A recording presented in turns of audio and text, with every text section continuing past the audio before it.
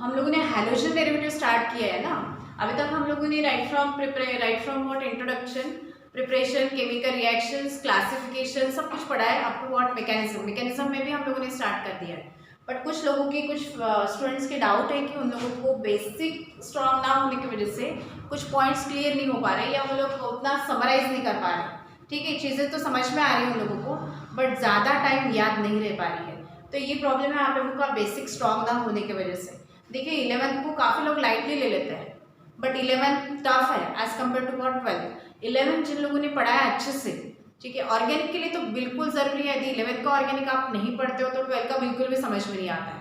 11th में आपका पूरा बेसिक पुराना सिलेबस, मतलब राइट फ्रॉम 2012, 2013 भी नहीं बोल रही हूँ, लास्ट वाले सिलेबस में भी ज़रूरत थी 11th पढ़ने का।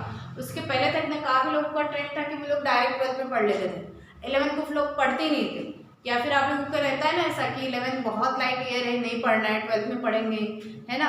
जो भी चीज़ है ये बहुत पुराने वाले सिलेबस में थी, हमारे वाले भी सिलेबस में थे, बट तब भी ऐसा नहीं था। जो लोग डायरेक्ट 12th पढ़ते थे ना उन लोगों को प्रॉब्लम ही जाती थी, वो लोग फिर रटते थे, ठीक है ना, वही रट्टा रट्टा रट्टा मार के, मराठी में बोलते घोका नहीं होका, ठीक है, मतलब पूरा घोट लो पूरा और जाके पेपर में लिख दो, क्या लिखा है क्या नहीं लिखा है कुछ पता नहीं है। इस तरह से हम लोग रट रट के, तो ये जो पुराने से पुराना वाला जो सिलेबस था 2012 तक की मैं बात कर रही हूँ। लेकिन आप लोगों की जैसे पूर्वज इन लोगों को बोला जाए सीनियर सुपर सीनियर, ये वही बोलते हैं ना कि 11th अरे पढ़ने की जरूरत ही नहीं है, 12th ही पढ़िए डायरेक्ट। या 11th पढ़ते नहीं हो आप, या उतना ध्यान नहीं देते, उतना सीरियस नहीं होते, ठीक है, और डायरेक्ट 12th में पढ़ने लग जाते हो। तो उस टाइप में क्या था ना, सिलेक्टेड एग्जाम्पल थे, मीथेन इथेन ब्यूटेन, मतलब ज़्यादा से ज़्यादा प्रोपेन या ब्यूटेन तक जाता था आपका। मीथेन इथेन में ही सारी रिएक्शन पूछी जाती थी, इतना मैकेनिज्म नहीं था, इतने सारे चेंजेस नहीं थे, ठीक है। ये अलग से आप लोग एंट्रेंस में पढ़ते थे आप लोग, तब IIT AIIMS इस तरह की कॉम्पिटिटिव एग्जाम होती थी, ठीक है, जो अभी आपका आज का JEE हो गया, SEEE हो गया। बट आप लोग का SEEE भी देखा जाए, JEE भी देखा जाए, उसका JEE का तो लेवल तो काफ़ी है, बट SEEE में भी काफ़ी हद तक उसका लेवल मतलब बढ़ गया है। ऐसा नहीं कि सिंपल क्वेश्चन पूछे जा रहे हैं, होता आपका मतलब स्टेट बोर्ड लेवल पे ही होता है, बट उसके लिए आप लोगों की काफ़ी मतलब ये अप्लीकेशंस, मतलब your knowledge should be rather must be apply. जो एक चीज़ आप लोग पढ़ते हो ना वो अप्लाई करनी आनी चाहिए, ठीक है। तो रिस्ट्रिक्टेड नहीं है, आप लोग 10th में ही पढ़ लेते हो homologous series, actually introductive part आपका 10th से ही स्टार्ट हो गया, तो 11th का भी काफ़ी क्वेश्चन आप लोगों का 10th में ही आ जाता है। और 10th का जो हम लोग डायरेक्ट 12th में भी पढ़ाना चालू, या जो लोग न्यू कमर जो जिन्होंने 12th 11th पढ़ा ही नहीं होता था, वो लोग भी 12th के थोड़े स्टार्टिंग वाले क्लासेस अटेंड कर लिए ना, तब भी उनका क्लियर हो जाता था, क्योंकि तब रिस्ट्रिक्शन थी, एग्जाम्पल बहुत कम थे, इतनी ज़्यादा मैकेनिज्म नहीं थी, हर हाइड्रोजन एटम हर कार्बन एटम पर कैसे चेंज कराता है या कैसे चेंज होता है, विच कार्बन एटम अंडरगोस मतलब undergoes reaction goes into the reaction, या replacement of which hydrogen atom actually occurs, ये सब इतना नहीं था। सिलेक्टेड रिस्ट्रिक्टेड रिएक्शन थी, थेरोटिकल पार्ट ज़्यादा था, मैकेनिज्म वाला पार्ट बहुत कम या नहीं था, ठीक है, बहुत कम था। बट अभी आपके सिलेबस में अभी ये वाला जो आपका न्यू सिलेबस है, टोटली न्यू सिलेबस वाली पहली बैच है, तो ये सिलेबस यदि आप बुक खोल के देखोगे, अभी तक का हम लोगों ने जितने भी रिएक्शंस भी देखे हैं ना, तो उसमें भी देखो आप लोगों की कहीं पर भी एग्जाम्पल से एक्सप्लेन नहीं किया, ठीक है ना। लास्ट ईयर 2013 से लेकर लास्ट ईयर वाला जो एक रिएक्शन था, एग्जाम्पल था या सिलेबस था, उसमें तो एग्जाम्पल भी डाले हुए थे। अभी तो आपको एक एग्जाम्पल तो आप लोगों ने खुद पढ़ना है, और लोग ये मान के चलते कि आप बहुत होशियार है, आप लोग खुद कर लोगे, जनरल यदि दिया है तो, ठीक है ना, वो जनरल से फिर भी मैंने एग्जाम्पल्स लिए, काफ़ी एग्जाम्पल्स लिए, आप लोगों की अच्छी खासी नोट्स वहाँ पे प्रिपेयर हो जाती है।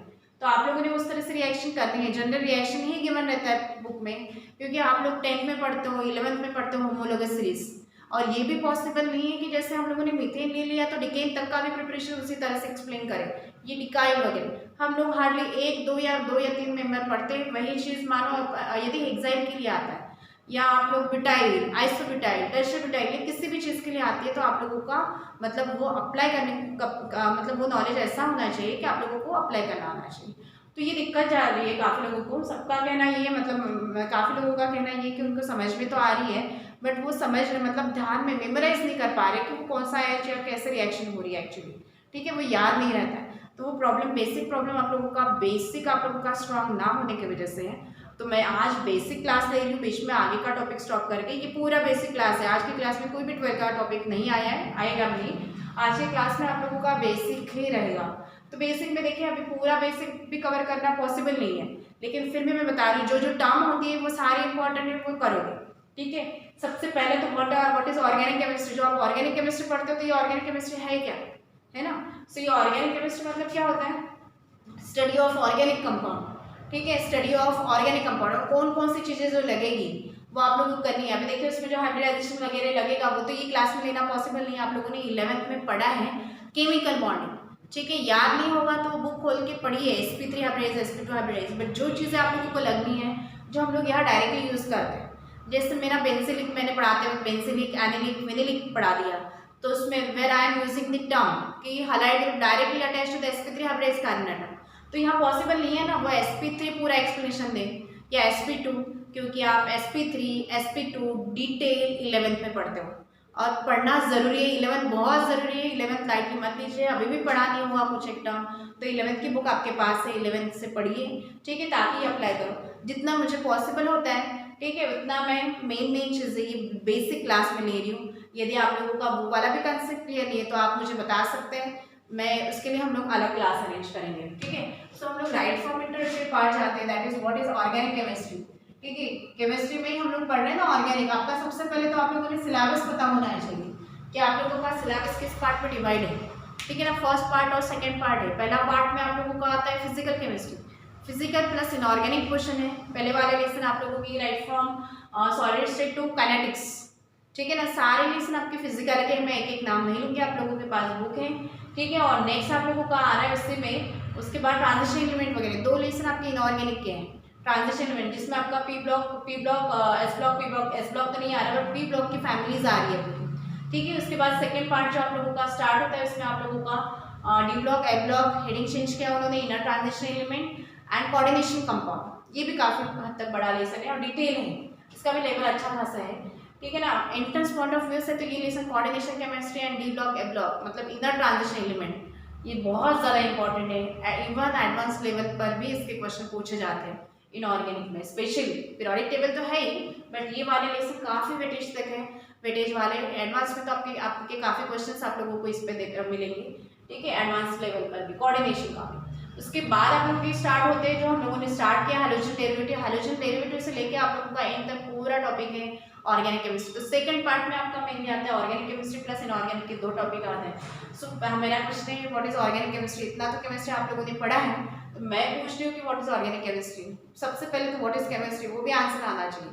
व्हाट इज केमिस्ट्री, ठीक है, केमिस्ट्री क्या होता है मेरा क्वेश्चन है, मैं आंसर नहीं दूंगी, आप लोगों ने बताया ना है केमिस्ट्री क्या होता है, ठीक है ना। क्या करते हैं हम लोग केमिस्ट्री में वो आप लोगों ने पढ़ना है। फिर केमिस्ट्री में क्या होता है डिफरेंट टाइप्स ऑफ ब्रांचेस, चलो मैं बता देती हूँ। Chemistry it is a branch of science, किसी को कुछ नहीं पता होगा इतना तो जरूर पता है कि it is a branch of science that deals with the study of, इतना तो कॉमन ही है, study of what all chemical and physical reactions, rate of reaction, mechanism of reaction, how different factors that actually affect the rate of reaction या mechanism वगैरह, ये सब collectively हम लोग पढ़ते हैं किसमें, केमिस्ट्री में। और केमिस्ट्री में क्या होता है, in short we can say that कि it is a branch of science that deals with the study of matter, बस इतना लिखना है। Study of matter means chemistry, उसमें सब कुछ आ जाएगा आपका, study of what solid liquid gases and all this reactions reagent, सब कुछ, mechanism, factors affecting the rate of reaction, ये सब कुछ आ जाएगा इन वन वर्ड। केमिस्ट्री में हम लोग शॉर्ट में एक वर्ड यूज करते हैं, उसका डिटेल मीनिंग आपके पीछे होना चाहिए, आपके पीछे मतलब आपके आंखों के सामने होना चाहिए, उस वर्ड के पीछे होता है। जैसे मैंने एनिलिक बेंजिलिक में वर्ड यूज किया कि it is sp3 hybridise, it is sp2 hybridise, ठीक है, highlight to attach to that, but वो जो डिटेल मीनिंग है वो आपके आंखों के सामने होना चाहिए, वो आपने पढ़ा हुआ होना चाहिए, ठीक है ना। सो उस तरह से हम लोग पढ़ते हैं। सो ऑर्गेनिक केमिस्ट्री में देखिए ये क्या हो जाएगा, ऑर्गेनिक केमिस्ट्री में ऑर्गेनिक केमिस्ट्री की पहले केमिस्ट्री की definition, the branch of science that deals with the study of matter, बस इतना ही लिखना है। मैटर में जितना भी मैंने अभी एक्सप्लेनेशन दिया वो सब उसमें आएगा। फिर there are different branches, organic inorganic physical, उतना डिटेल नहीं जाती हूँ मैं, हम लोग सीधा ऑर्गेनिक की तरफ आते हैं। ऑर्गेनिक का इंट्रोडक्शन वगैरह वो आप 11th में है, पढ़े नहीं होंगे तो आप लोग पढ़ लीजिए, बुक खोल के पढ़िए, काम भी आने वाला है आप लोगों को, आगे भी इंट्रेंस के लिए लगेगा, नहीं भी लगेगा तो एक रीडिंग मारोगे, एक रीडिंग करते हो तो वेस्ट नहीं जाने वाला, अभी टाइम भी है आपके पास। So organic chemistry it is a branch of chemistry that deals with the study of organic compound, right from basic मैं ले रही हूँ। So study of organic compound means what, study of organic compound means organic chemistry. फिर next question आता है कि what are organic compounds, क्योंकि bonding वगैरह आती है, जो हाइड्रोजन बॉन्डिंग फिजिकल प्रॉपर्टी में मैंने बताया था, इसलिए वो सारे पॉइंट ऑफ व्यू से मैं ले रही हूँ, इस लेक्चर को भी लाइटली मत लीजिएगा, इसको देखना है अच्छे से। So what are organic compounds? Organic compounds में तो कार्बन कंपाउंड, मतलब ऑर्गेनिक कंपाउंड में तो आप लोगों ने पढ़ा है, ये आप लोगों की 10th वाली डेफिनेशन है कि compounds containing carbon carbon covalent, ठीक है, इस तरह से। सो द ऑर्गेनिक कंपाउंड में या कार्बन, जिसमें जो स्टडी ऑफ कार्बन होता है, मेनली स्टडी ऑफ कार्बन मतलब ऑर्गेनिक केमिस्ट्री बोलते हो, और study of what elements other than carbon होता है इनऑर्गेनिक। बट अभी हम लोगों को इसमें से डेफिनेशन करना होता है right from 11 study of organic compound is organic chemistry. जैसे एक क्वेश्चन का आंसर हम लोग देते हैं ना, नेक्स्ट क्वेश्चन में arises with in that. So next question क्या हो जाता है, what are organic compounds? Compounds containing carbon carbon covalent bond, ठीक है, प्योरली कोवैलेंट। ऑर्गेनिक कंपाउंड से आप प्योरली कोवैलेंट, उनके बीच का बॉन्ड जो होता है ये कोवैलेंट होता है। So they contain carbon carbon covalent bond. जैसे हम लोगों ने आंसर किया covalent bond, next question arises, next question आ जाएगा, what is covalent bond? The bond which is formed due to the sharing of electron pair, sharing of electron pair, sharing of electron pairs, ठीक है, electron pair या pairs. If there is a sharing of electron pair, क्यों बता रही हूँ, आप लोगों को बहुत आसान लगेगा, बट आप लोगों को इसमें अल्कीन अल्कीन अल्काइंस आ रहा है, जो कि हमारे इसमें भी आ गया, hello alkyne hello alkyne hello alkynes, फिर अराइंस भी आया है, उसके लिए मैं बता रही हूँ, इसलिए ध्यान से करना है ये क्लास। सो देखिए, शेयरिंग ऑफ इलेक्ट्रॉन पेयर या पेयर्स, ठीक है, if there is a sharing of one electron pair means carbon carbon single bond. Next आता है sharing of two electron pair मतलब double bond. If there is a sharing of three electron pair means triple bond. Are you getting that? फिर उसके लिए आप लोग Lewis structure, dot and cross structure जो पढ़ते हो इनऑर्गेनिक या आपके आयनिक इक्विलिब्रियम वाले लेसन में स्टार्टिंग में मिलेगा थोड़ा सा, और केमिकल बॉन्डिंग में ही आप लोगों को मिल जाएगा representation cross and dot structure. So देखिए, ये carbon carbon covalent bond sharing of, there may be sharing of one electron pair, two electron pair, three electron pair. तो यहाँ वर्ड आ जाता है आप लोगों का सिंगल बॉन्ड है, मतलब आप लोगों का that is form because of sigma electron, यहाँ टर्म आता है सिग्मा इलेक्ट्रॉन्स, ठीक है। नेक्स्ट डबल बॉन्ड है तो one because of sigma, one because of pi, triple bond है तो वन सिग्मा एंड टू पाई। ये हाइब्रिडाइजेशन में आपका पूरा कवर हो जाता है। आप वो वाला पढ़ोगे sigma and pi bond, sigma is stronger as compare to pi bond, sigma bond is form along the internuclear axis, ठीक है, while pi bond is formed above and below the axis, that's why if it breaks, कहीं से भी आप break कर लेते हो तो वो ब्रेक हो जाएगा। यहाँ पे सैचुरेटेड, ये मतलब सिग्मा बॉन्ड है, ये वन सिग्मा वन पाई, ये one sigma and two pi in case of alkynes. इस तरह से हम लोग पढ़ते हैं। नेक्स्ट हो जाएगा आप लोगों का sharing of electron pairs, means there may be sharing of one electron pair, two electron pair या थ्री इलेक्ट्रॉन पेयर। ये ही जो पेयर पेयर होती है ना वो मैकेनिज्म में जाती है, ठीक है, कार्बन चेन बढ़ते जाता है उस तरह से इलेक्ट्रॉन पेयर्स। एक और चीज, सिंगल बॉन्डेड कंपाउंड है तो सैचुरेटेड, ये भी कंसेप्ट काफी लोगों को पता होगा, सिंगल है तो सैचुरेटेड, ठीक है।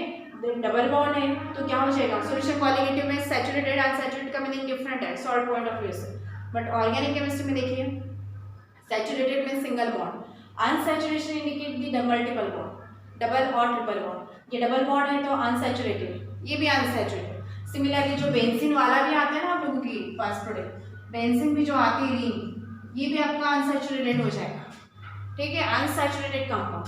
तो आपका जो इसमें आता है हाइड्रोकार्बन, जो हम लोग मेनली पढ़ते हैं, they are hydrocarbons. Hydrocarbons mainly क्या होते हैं, मेनली होते हैं एलिफेटिक एंड एरोमेटिक। सो मुझे बताइए व्हाट आर एलिफेटिक, यही डिफरेंस आप लोगों का क्लियर होना चाहिए, एलिफेटिक एंड एरोमेटिक। सबसे पहले तो आप लोगों को एरोमेटिक के लिए कौन सा रिएक्शन है और एलिफेटिक के लिए क्या पूछा गया है, या किस चीज कौन सी चीज किस लिए एक्सप्लेन की जा रही है वो पता होनी चाहिए, ठीक है, क्योंकि हम लोगों ने एक वर्ड वहाँ पे यूज किया रिएक्शन में कि aliphatic halide they undergoes, alkyl halide they undergoes what nucleophilic substitution reaction, while aromatic नहीं जाता है। तो कौन सा जाएगा कौन सा नहीं जाएगा, ये प्रॉब्लम जा रही है आप लोगों को। सो इसलिए क्योंकि आपका ये जो सिलेबस है, ये वाला लास्ट ईयर तक का सिलेबस में क्या था, पूरा स्टार्टिंग वाले 2 या 3 लेसन में ऐसा था कि एलिफेटिक वाले अलग था और सेकंड पार्ट में उसी लेसन में सेकंड पार्ट में पूरा एरोमेटिक डिफरेंट था, मिक्स नहीं था। अभी आपके वाले सिलेबस में स्टार्टिंग फ्रॉम मतलब इंट्रोडक्टरी पार्ट आप लोगों का एलिफेटिक और एरोमेटिक मिक्स है, ठीक है ना, इसलिए वो दोनों मीनिंग मिक्स हो रहा है। तो वो ये मान के चलते कि आप लोगों ने ये सारी चीज़ें 11th में पढ़ी है, ठीक है, जो कि आप लोगों ने नहीं पढ़ी है, ठीक है, आप लोगों ने खुद नहीं पढ़ी है। तो देखिए उसको पहले तो ये क्लियर करोगे। सो एलिफेटिक और एरोमेटिक के लिए मैं एग्जांपल दे रही हूँ। एलिफेटिक कंपाउंड हम लोग एग्जांपल कुछ अलग वे से मतलब पढ़ के रखते हैं, मतलब दिमाग में रखते हैं, और वही एग्जाम्पल लिखते हैं जो हमारे बुक में होते हैं। समझने वाले हमारे एग्जाम्पल अलग होते हैं और लिखने वाले एग्जाम्पल हमारे जो सिलेबस में आते हैं वही होते हैं, ठीक है, वही लिखने होते हैं। सो देखिए how will you differentiate between aliphatic और एरोमेटिक, ये मैं कॉमन क्वेश्चन पूछती हूँ हमेशा। So how will you differentiate between aliphatic and aromatic, क्या होगा? हाइड्रोकार्बन का तो मीनिंग आप लोगों को पता है, अभी सैचुरेटेड अनसैचुरेटेड भी पता चल गया। Saturated means for single bond, जो कि आपके अल्कीन और उसी के डेरिवेटिव आएंगे, जहाँ जहाँ सिंगल बॉन्ड आ रहे हैं वो सैचुरेटेड, और सिंगल बॉन्ड जहाँ कहीं पर भी आ रहे हैं वहाँ सिग्मा बॉन्ड मेनली आ रहे हैं। डबल बॉन्ड जहाँ आ रहे हैं वहाँ पे पाई बॉन्ड्स भी आते जाएंगे, बट डबल बॉन्ड या ट्रिपल बॉन्ड है मतलब अनसैचुरेटेड कंपाउंड, वो कंपाउंड्स कैसे हुए? अनसैचुरेटेड, ठीक है। और उसमें पाई बॉन्ड आएंगे तो इसके अकॉर्डिंग आप लोगों को करना है। देन आप लोगों का टर्म आता है हाइड्रोकार्बन, तो ये आप राइट फ्रॉम 9th 10th आप पढ़ते हो hydrocarbons. Hydrocarbons compound containing hydrogen as well as carbon, but इतना ही नहीं है, आप लोगों के इसमें क्या आता है अलॉन्ग विथ हाइड्रोकार्बन, मतलब कार्बन एंड हाइड्रोजन या कार्बन एज मेन कंपाउंड तो होता है ऑर्गेनिक केमिस्ट्री में, but along with that also contain what? Hydrogen, oxygen, nitrogen, sulphur, ये भी आते हैं, ठीक है। बट सेंटर आपका ऑर्गेनिक होता है मेनली, और मतलब कार्बन होता है, that's why main carbon compound हम लोग बोलते हैं, बट हाइड्रोकार्बन। नेक्स्ट है जो हाइड्रोकार्बन मेनली एलिफेटिक एरोमेटिक होते हैं। सो एलिफेटिक एरोमेटिक, अभी मैं एलिसाइक्लिक नहीं ले रही हूँ, इसमें आगे बढ़ाती हूँ। सो एलिफेटिक एरोमेटिक का पहले डिफरेंस पता होना चाहिए। सो देखिए इसके लिए मैं एरोमेटिक के लिए एक एग्जांपल ले रही हूँ। कैम्फर सभी ने देखा होगा, सबके घर में होता है कैम्फर, या नहीं भी होता है तो मंदिर वगैरह या फिर कहीं पर भी आप देखते हो कैम्फर, है ना, सबको पता है कैम्फर, मराठी कापूर मंडल, ठीक है। So camphor, if you burn a camphor, ठीक है, कैम्फर यदि बर्न करते हो, हाथ में नहीं लेना है, कैम्फर यदि बर्न करते हो just simply move hand over it, मैंने हाथ मूव करने के लिए बोला है, या बेटर है आप स्पून मूव करो, ठीक है। Don't put a hand over it, उसके ऊपर हैंड नहीं रखना है, नहीं तो बोलोगे कि मैडम ने हाथ रखने के लिए बोला था, जल जाएगा। क्या होगा? If you burn a camphor and simply move hand over it, then what happen? It blacken, वो ब्लैक हो जाता है। सिमिलरली कैंडल्स जो बर्न करते हैं उसके ऊपर भी आप देखिए स्पून रखिए, ग्लास रखिए, कुछ भी रखिए या मूव करिए, वो भी ब्लैक हो जाता है। It means what? यहाँ मैंने कैम्फर का एग्जांपल दिया, if you burn a camphor and just move hand over it, then what happen? It blacken, वो ब्लैक हो जाता है। क्या होता है? ब्लैक हो जाता है। So that black flame is known as sooty flame. So aromatic compound burns with a sooty flame, burns with sooty, SOOTY, not scooty, sooty flame, SOOTY, sooty flame. ज़्यादा ये होता है, हाँ, सूटी फ्लेम का इंटेंसिटी ज़्यादा होती है तो वो स्मोकी भी होती है। It is sooty and smoky flame actually, ठीक है। So aromatic compound they burns with the sooty flame. Are you getting that? So अभी देखिए मैं इसमें और एग्जांपल दे रही हूँ। हम लोगों ने कैम्फर पढ़ा, ठीक है, मैंने कैम्फर का एग्जांपल दिया कि just burn a camphor and just move hand over it. बहुत ऊपर भी नहीं रखना है कि कैम्फर यहाँ है आपका और आपने यहाँ रखा, कोई इफेक्ट नहीं दिखेगा। जस्ट एक स्पेसिफिक डिस्टेंस के साथ वो फ्लेम के ऊपर आप लोगों ने ये करना है, जलना तो नहीं चाहिए यहाँ, तो वो ब्लैक हो जाएगा, ठीक है। काफी लोगों को पता है, करने की जरूरत भी नहीं है। तो ये ब्लैक क्यों होता है? Due to presence of carbon. कोई भी ऑर्गेनिक कंपाउंड बर्न होने के बाद CO2 एंड H2 देता है या कार्बन प्रोड्यूस करता है, आप लोगों को पता है, ठीक है। तो इस तरह से आप लोग पढ़ते हो, तो ये क्या हो जाएगा? Burns, that compound burns with what? That flame is known as what? Sooty flame, black हो जाता है। नेक्स्ट मैंने बोला था कैंडल के साथ भी कर सकते हो आप लोग, कैंडल भी पता है आप लोगों को।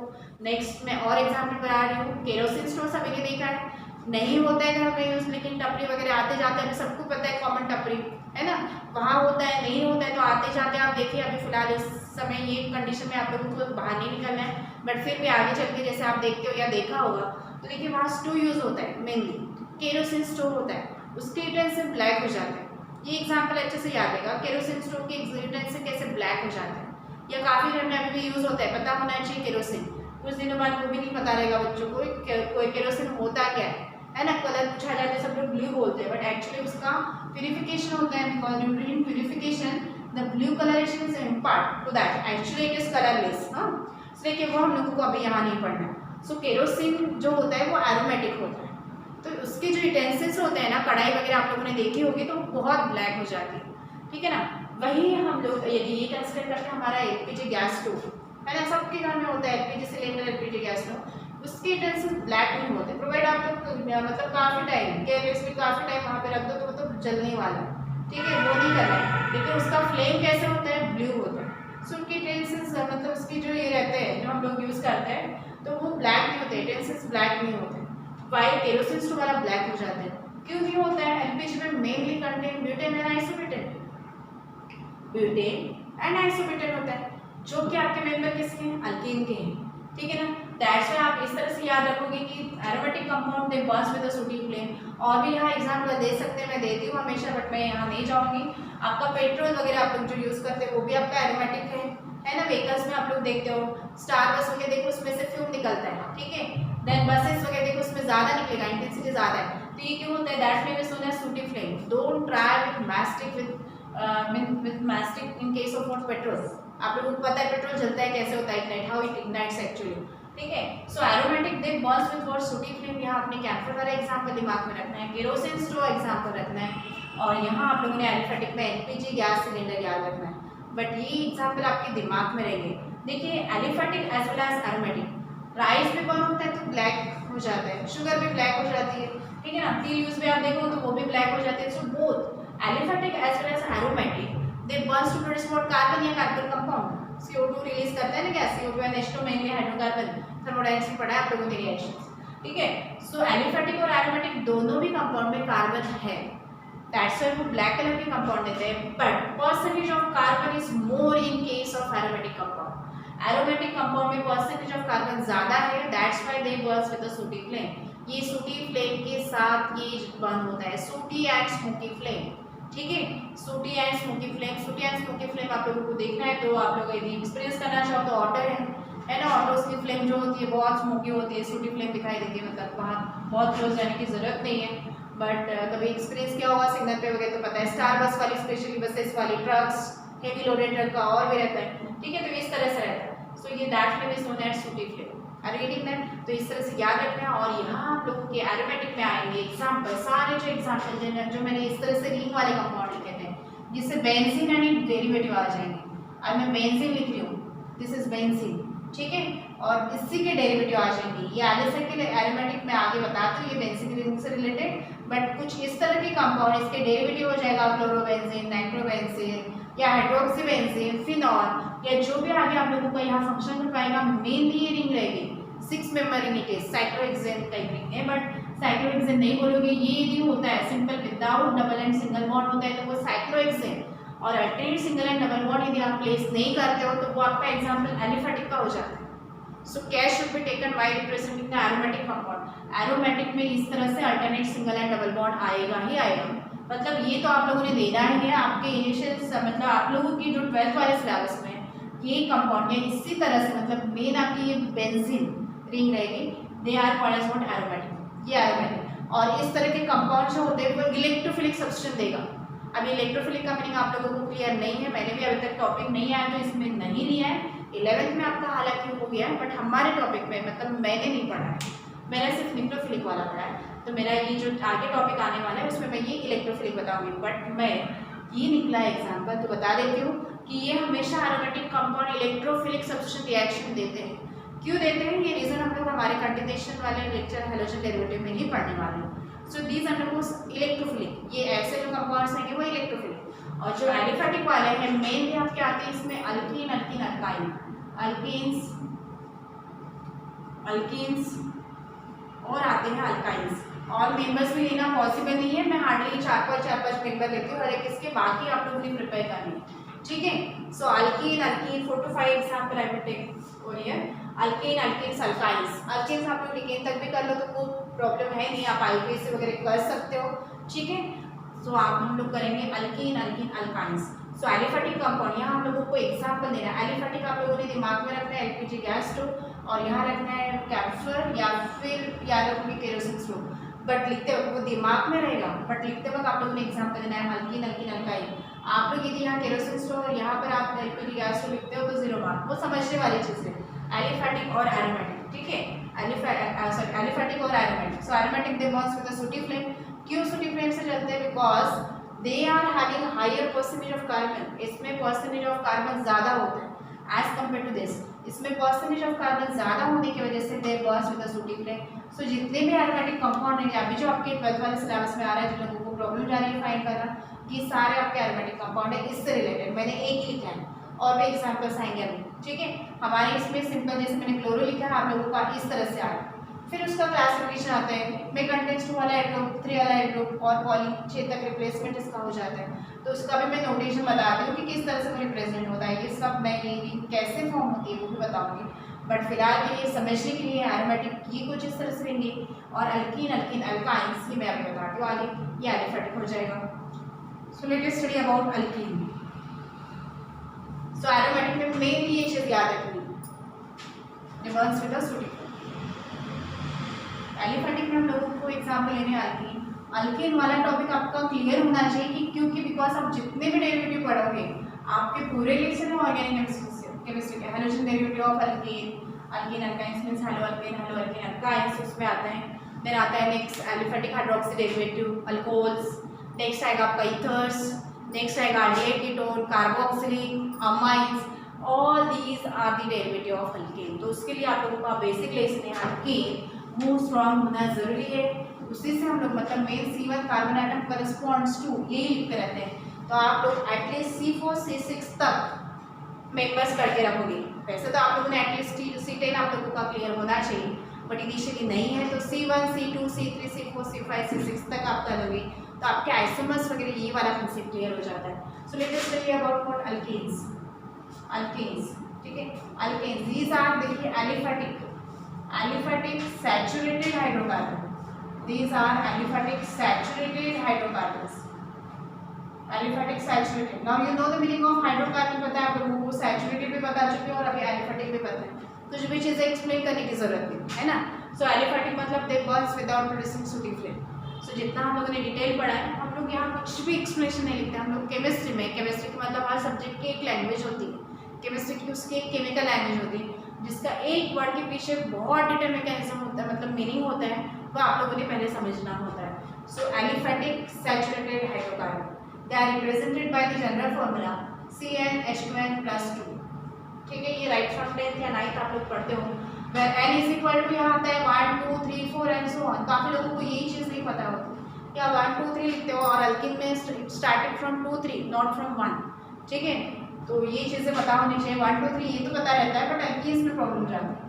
सो 1 2 3 if n is equal to 1 then आप लोगों को भी डायरेक्ट भी पता है, नहीं भी पता होगा तो मैथ्स काफ़ी लोगों का है, ये भी नहीं होगा क्या भी नहीं होगा तो प्रैक्टिस करिए। जो लोग बिल्कुल भी नहीं कर सकते, जो लोग बहुत VIP हैं जिनके पास बिल्कुल भी टाइम नहीं है, एटलीस्ट C4 तक के करके रखिए। C6 तक आप करते हो तो आपके सारे मेंबर्स आइसोमर्स वगैरह सब क्लियर हो जाता है if you are preparing for entrance. ठीक है, या अदरवाइज C4 में ही आप लोगों का C4 C5 में ही आप लोगों की काफ़ी क्लियर हो जाते हैं कंसेप्ट। ठीक है, मेंबर्स अलॉन्ग विद आइसोमर्स। ठीक है, तो देखिए कलेक्टिव हम लोग एक साथ यूज करते हैं आप लोगों की ये वाले सिलेबस में CnH2n+2। So when n is equal to 1 n is equal to 1 होता है तो ये बन जाएगा आपका C1 और ये 2 × 1 2 + 2 मतलब 4, ये हो जाएगा CH4। ये इनिशियली कार्बन के वैलेंसी कितनी है 4 है, कुछ इस तरह से रिप्रेजेंट करना है, 4 बिल्कुल लिखने हैं 1 2 3 4 एकदम छोटे बच्चों वाला काम करना है। CH4 मतलब हो जाएगा मीथेन। ठीक है, जिन लोगों को आता है तो जरूरत नहीं है बट फिर भी कर लोगे तो अच्छी बात है क्योंकि यही हो रहा है ना आप लोगों का अल्कीन में। यहाँ से हम लोग Br रिप्लेस कर देते तो ये बन जाता है मिथाइल ब्रोमाइड, यदि 2H रिप्लेस कर देते हो तो मिथिलीन डाइक्लोराइड डाइब्रोमाइड इस तरह से बनता है।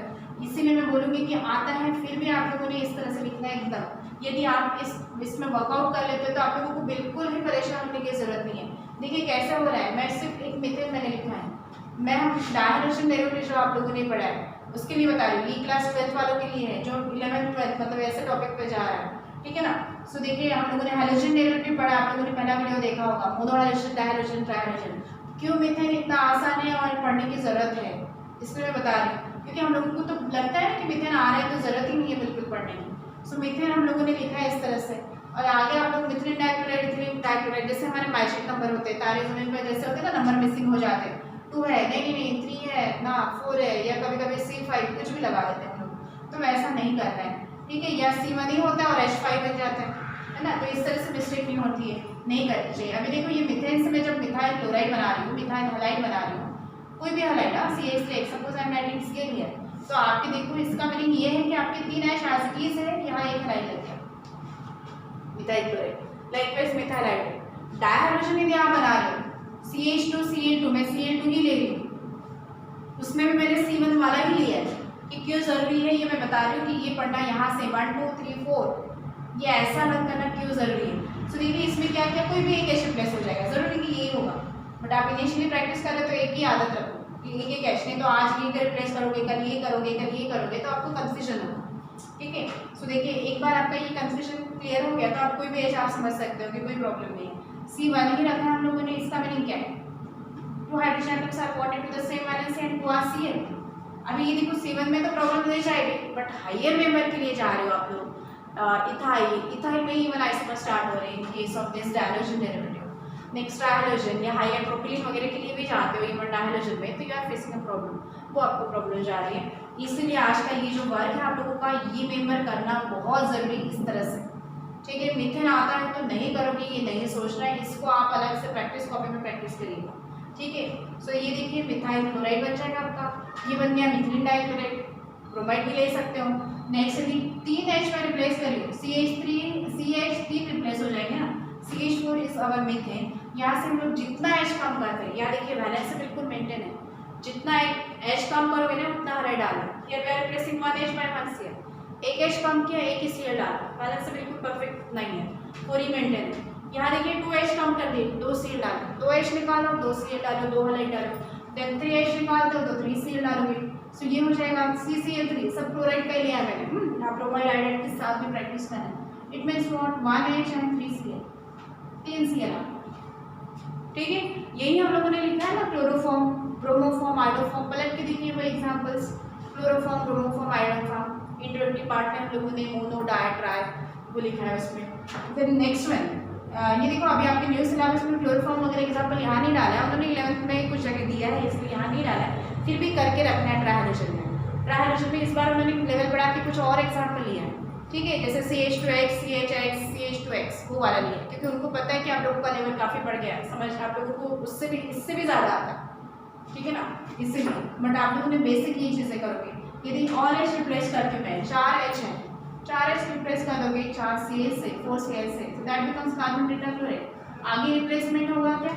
नहीं होगा, ठीक है। This is carbon tetrachloride, CCl4। तो इस तरह से ये जाता है, इस पर प्रैक्टिस करिए, आप लोगों को डायरेक्ट ही लिखना आना चाहिए। ये तो बहुत सिंपल थिंग हुआ, ये मीथेन से बना है, ये हाइड्रोजन डेरिवेटिव, ये मीथेन है, मीथेन के ही मैं ये डेरिवेटिव बता रही हूँ, ठीक है ना। How they are obtained by replacing, और ये लगेगा आप लोगों को बहुत आसान, ये तो आसान है बट हाइयर मेंबर के लिए काफ़ी डिफिकल्ट हो जाता है, इसलिए आप लोगों को उस तरह से चीज़ें करनी। तो ये बन गया C1 मीन्स मीथेन, इसलिए आज आप पूरा अल्कीन के मेंबर लिखोगे N=1 मतलब मीथेन। फिर मैं जाती हूँ सेकेंड मेंबर के लिए, इस तरह से हो जाएगा आपका। फिर हम लोग पढ़ते हैं सेकेंड मेंबर, N=2,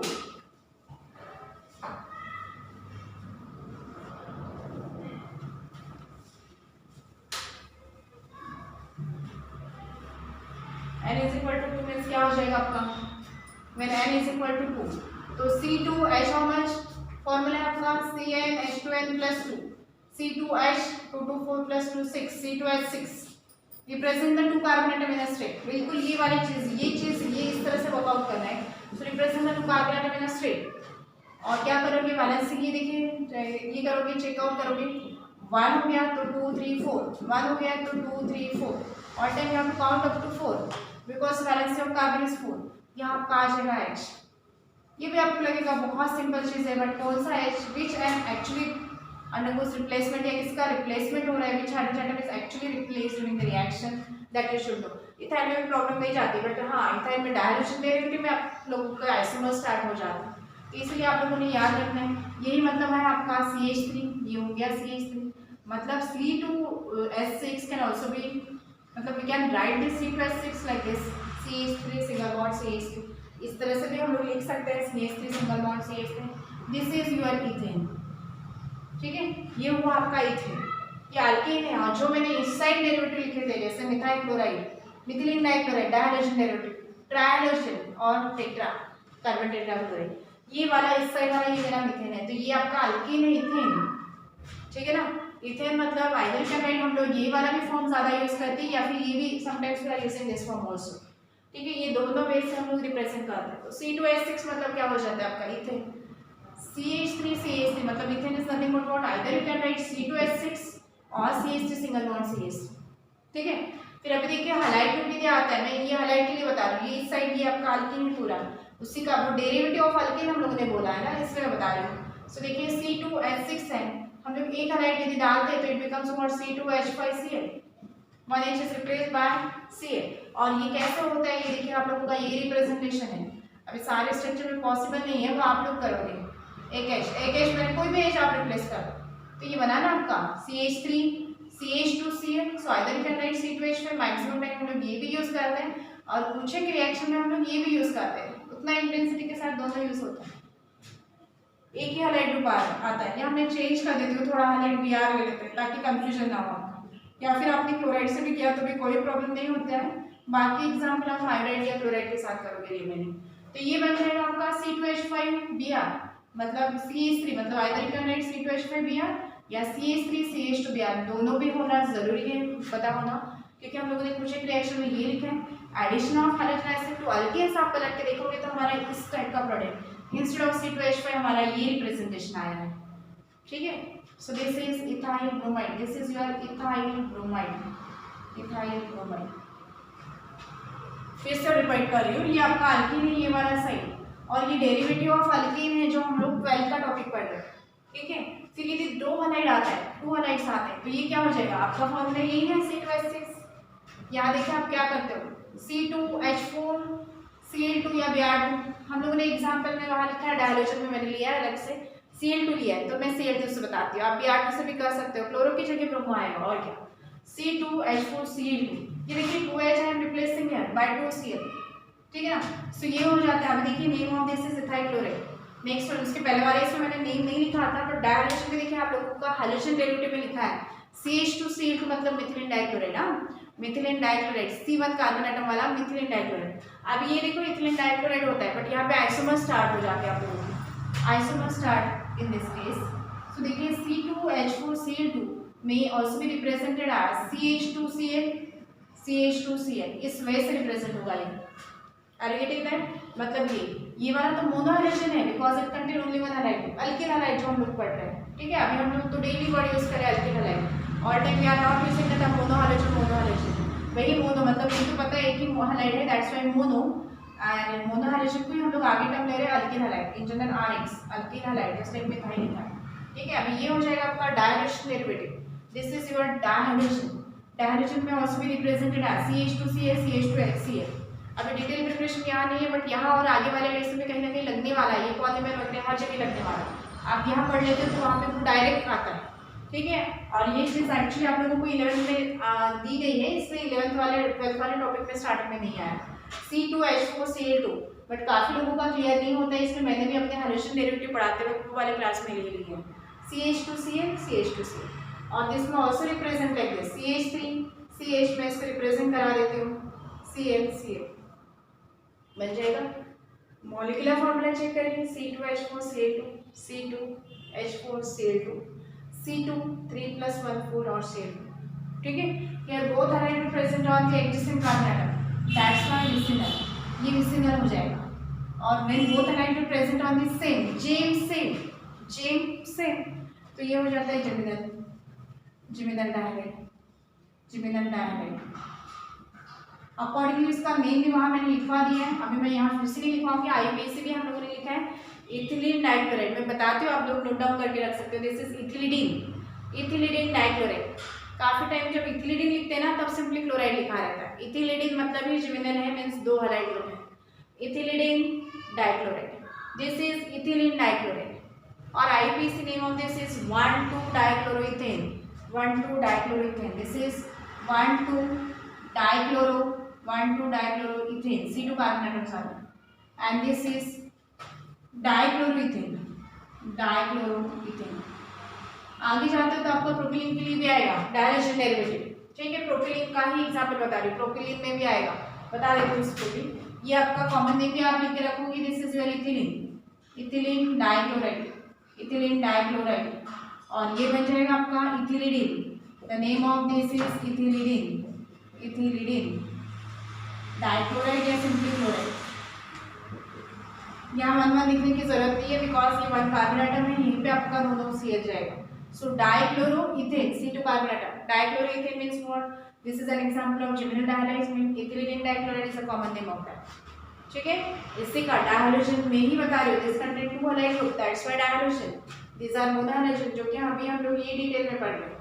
ठीक है। डायहाइड्रोजन में और एग्जाम्पल हम लोग ले सकते हैं, दैट इज प्रोपिलीन, CH3CH, मैं डायरेक्ट रिप्रेजेंट कर देती हूँ, CH2, यहाँ में CH2 सपोज करिए Br present on this carbon, I suppose 1 Br present on this carbon, ठीक है। प्रोपेन से, मतलब प्रोपेन से ये बनेगा, तो प्रोपेन हम लोगों ने आई थिंक वहाँ नहीं लिया है तो इसको ये नहीं लेती हूँ, या फिर आप प्रोपेन से बनाओगे तो ये प्रोपेन के टाइप में हम लोग ये कर लेते हैं, ठीक है। आगे भी हम लोग जा सकते हैं, बट हमारे जितने स्टडी में होता है उतना ये एग्जाम्पल आते हैं डायहाइड्रोजन तक, तो इसीलिए हमारे ये हो जाएगा, ठीक है। डायहाइड्रोजन ये इथेन से बना, ये C2H6 इथेन था, ethyl bromide, this is obtained by replacing 1H by 1 halide, या this are obtained by replacing 2 hydrogen by 2 halide, ठीक है। और सिलेक्टेड एग्जाम्पल है, जितने जितने आते हैं उतने आप लोग कर लोगे बेसिक क्लास में, तो भी काफ़ी है। नेक्स्ट वन प्रोपेन, आइसोनियोट, एक्चुअली ये भी मीनिंग क्लियर होना जरूरी है। नेक्स्ट वन आपका रहेगा C3 carbon atom, C3H8 according to the formula CnH2n+2, ठीक है। फिर प्रोपेन मतलब आप स्ट्रेट में लिखोगे, ये हो जाएगा वैलेंसी चेकआउट करना है, इसी तरह से बिल्कुल काम करना है। सेंटर कार्बन, ये देखिए मैं फिर से लिख रही हूँ, C3H8, this is molecular formula, C3 carbon atom molecular formula, C3H8 represent the 3 carbon atom in a straight, 3 carbon atom straight में रिप्रेजेंट कर दोगे। फिर बचेगा क्या आपके वैलेंसी, देखिए all time you have to check out the valency, ये देखिए carbon atom out of valency of carbon मतलब 4, out of 4 valency of carbon 1 is involve in the formation of single bond, ये सिंगल बॉन्ड में जा रहा है, तो 3 are left, so 1 2 3 4, 3 H atoms will be there, next 1 2 है मतलब 3 4 हो जाएगा। यहाँ से प्रॉब्लम स्टार्ट हो जाती है आप लोगों की, मतलब यहाँ डिफिकल्टीज आने लग जाती है। सो ये इस तरह से करो, ठीक है। सो ये formula becomes for CH3 CH2 CH3, तो आप लोगों ने write from propane you have to answer this CH3, ना कि ये आपके दिमाग में रहेगा, but your answer should be CH3 CH2 CH3। अब इसी तरह से हम लोग मोनो, ये आपका बन गया प्रोपेन, प्रोपेन। यदि बॉन्ड लाइन भी यहाँ स्टडी करते हो तो बॉन्ड लाइन मतलब क्या है, जैसे आपने पेन लिखा 1 कार्बन एटम 2 3, मतलब आप कोई भी सिंबल ले लीजिए 1 2 3 सिंगल बॉन्ड है 1 2 3, ठीक है ना। तो ये 1 2 3 डॉट नहीं आने चाहिए, रिप्रेजेंट कराते हुए यदि आप लोगों ने पेन से डॉट लगा दिया है इस तरह से, और फिर ये लेके गए हो, फिर ये डॉट लगा दिया, फिर ये कर दिया, तो ये इंडिकेट्स द फ्री रेडिकल्स, ये रॉन्ग हो जाता है। So don't represent the dot over here, हर एक चीज़ को केमिस्ट्री में मीनिंग है। सो ये आपका 1 कार्बन पेन रखते हैं, सेकेंड थर्ड, ये हो जाएगा प्रोपेन, ठीक है ना। ये बन गया आपका प्रोपेन, सिंपल बॉन्ड लाइन के लिए। और यही इसी से हम लोग हलाइड बनाते हैं, halide means what, obtained by replacing hydrogen atom of alkane, here propane, ये क्या हो जाएगा प्रोपेन। इसका अल्कीन देखिए, अल्कीन हलाइड में अल्कीन हलाइड, ठीक है ना। तो ये बन जाएगा, suppose I am replacing H from this, so it becomes what CH3 CH2 CH2, suppose करिए यहाँ पे Br, ठीक है, this is N propyl bromide. यहाँ हम लोगों को आइसोमर्स लेना पड़ेगा, बिकॉज यहाँ पर right from C3 carbon atom उसके जो डेरिवेटिव होते हैं ना उसके आइसोमर्स भी आते हैं, ठीक है, उसके आइसोमर्स भी आते हैं। तो आइसोमर्स में देखिए N propyl, this is your N propyl हो जाएगा, N propyl, why N propyl, because this is present in a normal state chain. ये आपका प्रोपेन है, हम लोगों ने कुछ नहीं किया, simply we are replacing 1 H, एक H यहाँ से मैं रिप्लेस कर दी, ये वाला H we are replacing by 1 Br, वही चीज़ है। अभी देखिए आप प्रैक्टिस अल्केन में ये वाले नंबर में करोगे और बाकी आपके सामने ये होना चाहिए, ये करते हो, मतलब ये Br आपका यहाँ रिप्लेस हो रहा है। Are you getting that? Br atom is replaced by Br atom is means hydrogen atom is replaced by Br, इस तरह से। बिकॉज ऑल टाइम में देखो हाइड्रोजन डेरिवेटिव पढ़ते हो तो इसमें इतना इलेबोरेट करना भी पॉसिबल नहीं होता, तो you are simply workout on this, इस तरह से। ये बिल्कुल बहुत आसान लगे फिर भी इस पे करिए वर्कआउट, ये इस तरह से रिप्रेजेंट करिए, rather 2 times 3 times, each member you have to write successive 3 times बिल्कुल लिखना है, मतलब लिखना है, तो इस तरह से लिखोगे। तो it is what CH3 CH2 CH3, तो प्रोपेन हो गया। अभी देखो हम लोग कौन सा H रिप्लेस हो रहा है, we are replacing this H। यदि आप ये भी रिप्लेस करते हो तो सेम स्ट्रक्चर में भी रिवर्स सेम स्ट्रक्चर हो जाएगा, यहाँ पे आपका CH2Br आ जाएगा इस साइड और ये CH3 रहेगा। मैं ये वाला H रिप्लेस कर दो, आसान हो जाता है ये वाला H रिप्लेस करना, तो जनरली यही देते हैं, तो यही करोगे। सो ये we are replacing 1H by 1 Br, तो यहाँ से एक H रिप्लेस कर दो, इमेजिन करो एक H रिप्लेस करो और Br लगा दो, ठीक है। सो ये नॉर्मल स्टेट में वो आपका एन प्रोपाइल ब्रोमाइड। इसी का आईपीएसी नेम लिखते वक्त आप लोग देखो कैसे लिखते हो उसे मैं बताते जाती हूँ, ठीक है। पोजीशन लगेगा, ये आपका एन अल्किल हैलाइड में प्रोपाइल वाला एक पहला आइसोमर बना, सेकेंड आइसोमर बनेगा, आईपीएसी मैंने छोड़ा है। देखिए सेकेंड हम लोगों ने क्या कर सकते हैं, 3 कार्बन हम लोगों ने लिया है। Suppose now we are replacing the H from this hydrogen atom, we are not replacing the carbon, we are replacing the hydrogen. हम लोग हाइड्रोजन रिप्लेस करते हैं and here this is alkyl halide means mono hydrogen derivative, so we are replacing only 1 H। आगे चल के हम लोग 2 H भी रिप्लेस कर सकते हैं, जो कि मैं ये एग्जांपल बता रही थी आप लोगों का, जो मैंने वहाँ पे स्टॉप कर दिया। यहाँ सपोज ये H रिप्लेस कर देते हो, सो देखो both of them they are having same molecular formula, can it is C3H8 propane. और ये देखिए यहाँ पर उनका फॉर्मूला क्या हो जाएगा, एक H कम हो जाएगा, 1 H इज लेस, तो इट बिकम्स व्हाट C3H7 और X है ना, C3H7 32527 बराबर, इसमें भी देखिए 33617 C3H6 और ये हाइलाइट H7 और ये हाइलाइट में पुट कर देते हो। So 2 isomers are represented by the same, ये हो जाएगा आपका आइसो। अभी ये भी टर्म आ जाती है आपके आइसोप्रोपाइल ब्रोमाइड, आइसोप्रोपाइल ब्रोमाइड, ये कंसेप्ट आ जाता है न्यू आइसो, आइसो और सिक। तो इसलिए आप लोगों को primary secondary tertiary carbon atom पहले मीनिंग पता होना चाहिए। ये हो गया आपको आइसोप्रोपाइल। फिलहाल के लिए इतना याद रखिए, आइसो मतलब आगे वाले एग्जाम्पल में बता रही हूँ, बट इस एग्जाम्पल में याद रखोगे when 2 methyl group present on this set, इसके एक ही कार्बन एटम पर what is condition for iso, there should be there must be 2 methyl group present on the same carbon atom, मतलब एक ही कार्बन एटम पे आपके कितने 2 मिथाइल ग्रुप होने चाहिए। मिथाइल मतलब मिथाइल, 1 मिथाइल 1 इथाइल नहीं। तो देखिए बचा हुआ वैलेंसी, इसमें एक H 1 2 हो जाएगा, इसमें एक H आ जाएगा, ये वैलेंसी फ्री रहेगी, वहाँ आपके फंक्शन ग्रुप जुड़ते जाएंगे। तो देखिए यहाँ पे वही चीज़ हुई है, ये CH3 यहाँ आ गया, जो वैलेंसी फ्री था ना उसमें आपका आ जाएगा। So this is isopropyl bromide and IUPAC name of this, IUPAC name of this. अभी देखिए ये both are the isomers of what propyl, ये present in the normal straight chain, this is present as a branch chain. तो यहाँ highlighted present on first carbon, that's why here this is 1 bromo propane means we have to indicate the position of halide group where it is actually present. Here this is 1 bromopropane and here कहीं से भी numbering करिए, ये 2 bromo second position पे second carbon atom पर भी आ रहे हैं, that's why this is 2 bromopropane. अभी आप लोगों के सिलेबस में IUPAC और कॉमन दोनों वे से पूछा जाता है, तो iso and 2 bromopropane, isopropyl as well as 2 bromopropane both name you should know, दोनों भी नेम पता होने चाहिए। आगे मैं आइसो का भी मीनिंग बताती हूँ, तो यहाँ तक इतना ही।